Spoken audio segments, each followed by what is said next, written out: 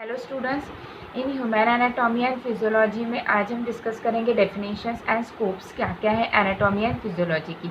उसके पहले हम जानते हैं कि एनाटॉमी एंड फिजियोलॉजी क्या होती है। एनाटॉमी का मतलब होता है कि जहाँ पर हम लोग स्ट्रक्चर की स्टडी करते हैं, बॉडी के जो भी स्ट्रक्चर्स हैं उनकी जब हम स्टडी करते हैं उसको हम लोग एनाटॉमी बोलते हैं।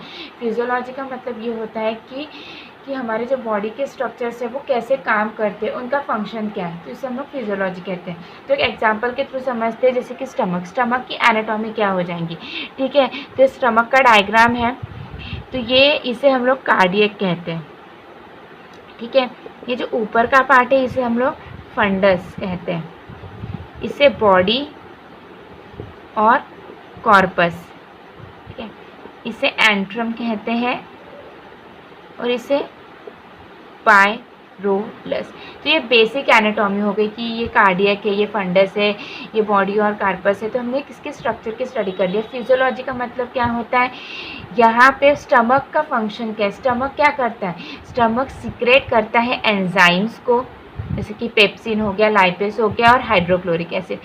ये एंजाइम्स और हाइड्रोक्लोरिक एसिड क्या करते हैं, ब्रेक डाउन करते हैं। क्या करते हैं, ब्रेक डाउन करते हैं। किसका ब्रेक डाउन करते हैं, ब्रेक डाउन करते हैं कॉम्प्लेक्स जो फूड मटेरियल है। ठीक है, फूड मटेरियल जिसमें प्रोटीन्स होते हैं, फैट्स होते हैं, तो उनको क्या करता है, ब्रेक करता है। ठीक है, स्मॉलर वंस, स्मॉलर पार्टिकल्स में। ठीक है, और उससे फॉर्म करता है काइम। ठीक है, तो ये है basic anatomy and physiology stomach की। तो अब इसके डेफिनेशंस की तरफ जाते हैं।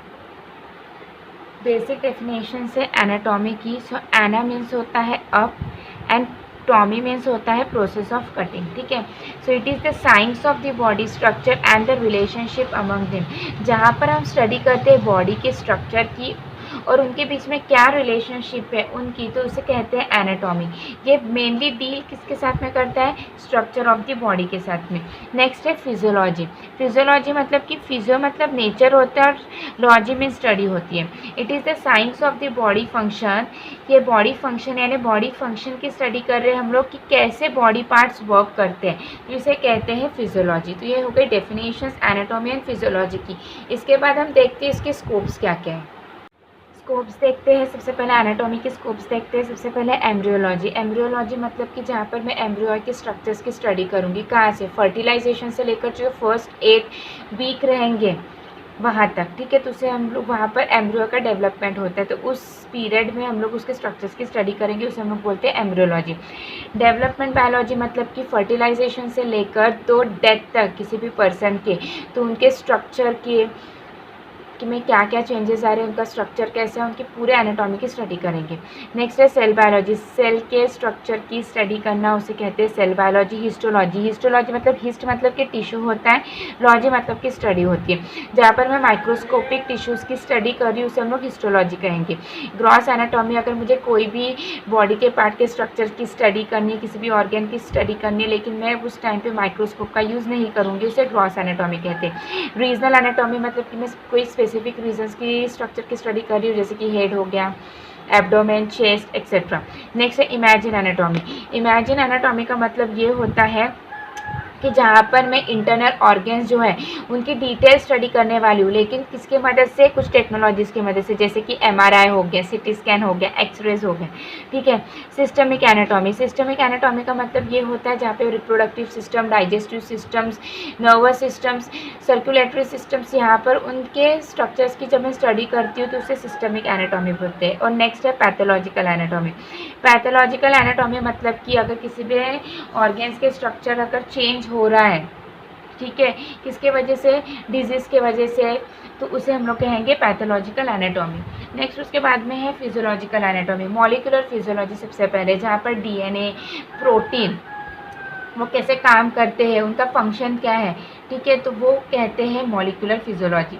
नेक्स्ट है न्यूरोफिजियोलॉजी। न्यूरोफिजियोलॉजी मतलब जो नर्वस सिस्टम है, जो नर्व सेल्स रहते हैं उनका काम कैसे रहते हैं, वो कैसे फंक्शन करते हैं। ठीक है, तो वो हो गया न्यूरोफिजियोलॉजी। एंडोक्राइनोलॉजी मतलब कि हार्मोन्स की बात करेंगे, हार्मोन्स कैसे काम करते हैं। ठीक है, उनका फंक्शंस क्या है, तो उसे हम लोग एंडोक्राइनोलॉजी बोलेंगे। नेक्स्ट है कार्डियोवास्कुलर फिजियोलॉजी। कार्डियो मतलब होता है हार्ट और वास्कुलर मतलब कि क्या होता है, ब्लड वेसल्स, जहाँ पर हम लोग हार्ट और ब्लड वेसल्स कैसे काम कर रहे हैं, उनके फंक्शंस क्या है, उसे हम लोग कहेंगे कार्डियोवास्कुलर फिजियोलॉजी। इम्यूनोलॉजी, इम्यूनोलॉजी का मतलब ये होता है कि जहाँ पे कोई भी फॉरेन सब्सटेंसेस बॉडी के अंदर आ गया है, अब उस फॉरेन सब्सटेंसेस से कौन प्रोटेक्ट कर रहा है हम लोगों को, हमको प्रोटेक्ट करती है हमारी इम्यून सिस्टम, तो वो कैसे काम कर रही है, तो उसे कहेंगे इम्यूनोलॉजी।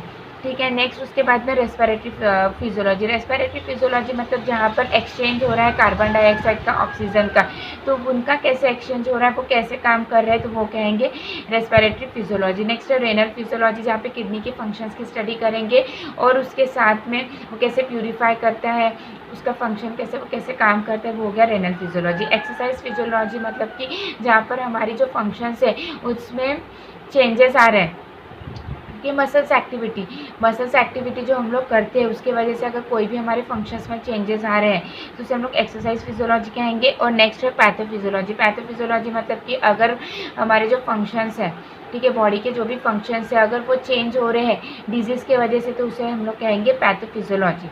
ठीक है, थैंक यू।